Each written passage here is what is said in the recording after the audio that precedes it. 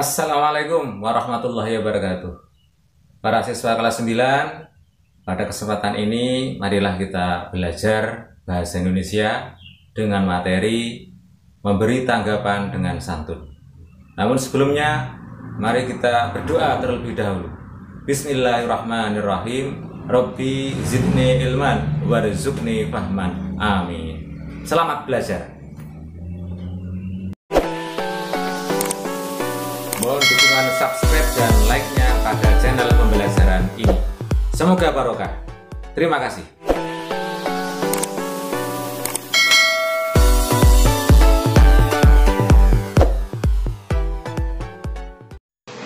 Memberi tanggapan dengan santun. Tujuan pembelajaran.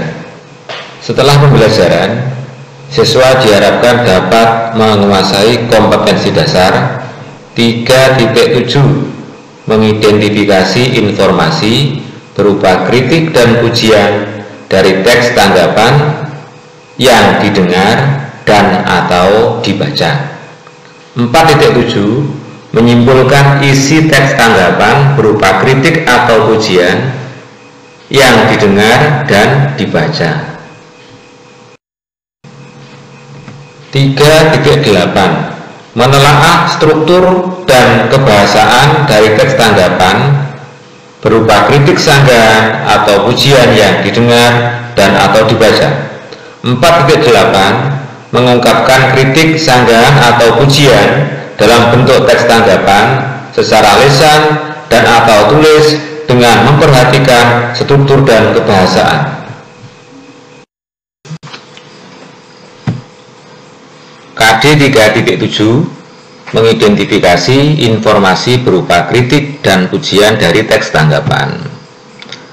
Teks tanggapan, seperti yang kita ketahui, adalah pendapat atau penilaian terhadap peristiwa, fenomena, opini, karya seni, karya ilmiah, karya teknologi, atau sebuah buku. Jenis teks tanggapan. Yang pertama, kritikan. Apa itu kritikan? Menanggapi kelemahan karya. Yang kedua, pujian. Apakah itu pujian?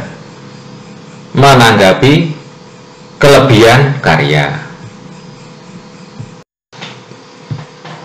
Cara memberi tanggapan. Yang pertama, harus objektif. Artinya berdasarkan fakta, juga berdasarkan kenyataan. Tidak boleh mengada-ada, tidak boleh dibuat-buat. Yang kedua, harus santun. Artinya menggunakan bahasa yang baik dan berdampak positif. Positif bagi semuanya, bagi karyanya, bagi pengarangnya, juga bagi para pembaca.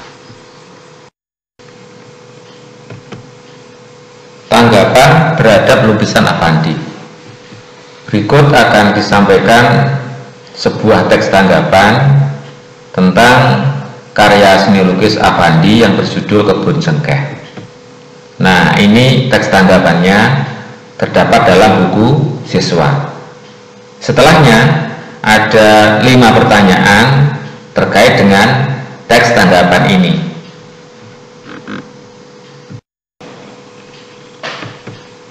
1. Karya apakah yang ditanggapi? Yang ditanggapi adalah lukisan Affandi yang berjudul Kebun Cengkeh. 2. Siapa yang menghasilkan karya tersebut? Karya tersebut dihasilkan oleh Affandi, sang maestro seni lukis. 3. Siapa yang menanggapi? Dalam hal ini penulis, yaitu kritikus karya seni. 4. Bagaimana bentuk tanggapannya?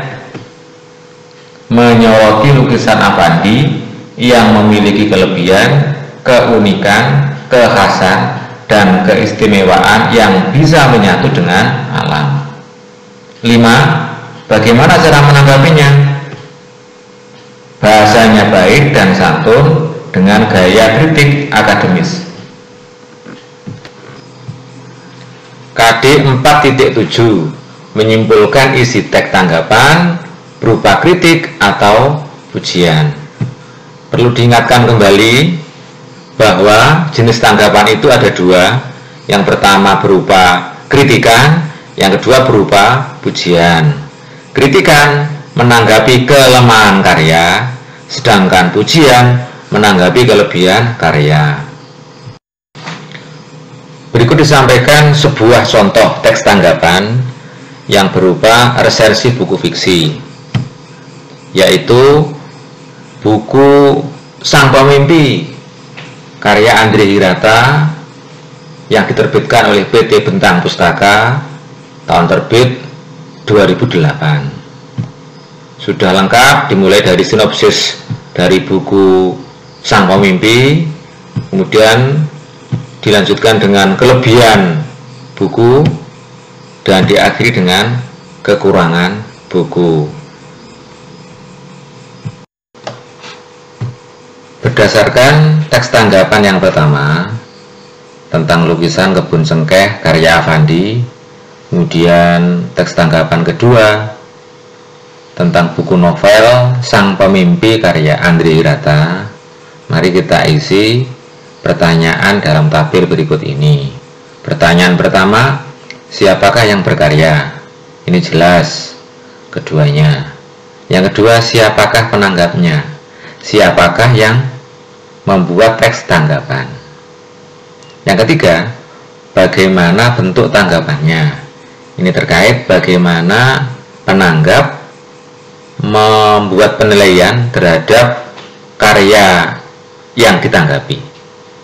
Bisa kelebihan, bisa kekurangannya, juga bisa bagaimana kesimpulannya. Yang keempat, bagaimana cara menanggapinya?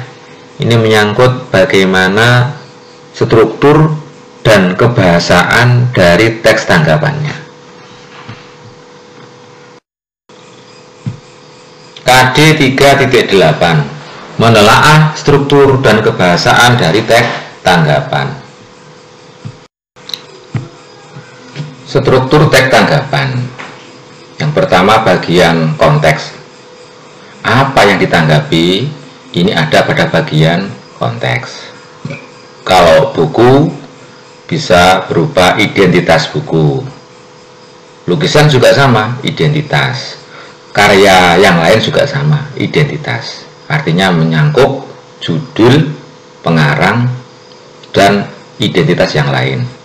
Bagian 2 adalah deskripsi, menyangkut bagaimana karya itu diciptakan, bagaimana proses kreatifnya, apa yang melatar belakangi, apa tujuannya, kalau karya ilmiah bagaimana metodologinya, bagaimana kerangka teorinya, dan sebagainya, menyesuaikan dengan karya yang dijadikan teks tanggapan. Yang ketiga, penilaian, menyangkut apakah kelebihan dan kekurangannya. Kelebihan dan kekurangan dalam hal misalnya isi, dalam hal bahasa, dalam hal aspek yang lain, sesuai dengan ciri khas dari karya yang dijadikan objek teks tanggapan. Ciri kebahasaan teks tanggapan. Teks tanggapan memiliki ciri pada bagian konteks dan deskripsi, ini bahasanya deskriptif. Jadi sesuai dengan ciri khas dari teks tanggapan, yaitu objektif, maka bahasanya juga deskriptif, apa adanya, menggambarkan apa adanya, membahasakan apa adanya, membahasakan secara objektif. Kemudian pada bagian penilaian, ada kata-kata yang mengungkapkan penilaian, bisa berupa pujian dan bisa berupa kritikan. Bahasa pujian. Bahasa pujian harus tulus dan bukan basa-basi. Artinya harus objektif, harus apa adanya. Bahasa pujian juga harus menghormati dan menghargai karya yang ditanggapi dan yang berkarya. alias pengarangnya. Kemudian harus sesuai waktu dan konteks. Yang dimaksud di sini adalah konteks teks tanggapan, karya yang ditanggapi.